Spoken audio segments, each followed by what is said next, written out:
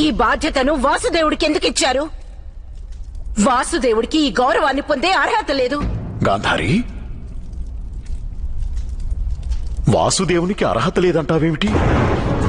పట్టాభిషేకం వంటి మహత్కార్యానికి వాసుదేవుడు స్వయంగా విచ్చేయడం మనందరి అదృష్టం కదా గాంధారి. అగ్రజులు సెలవిచ్చింది ఉచితమే వదిన గారు.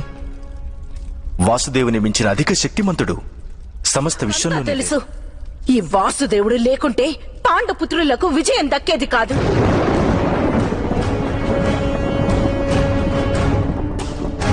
ఈ యుద్ధమే జరిగేది కాదు.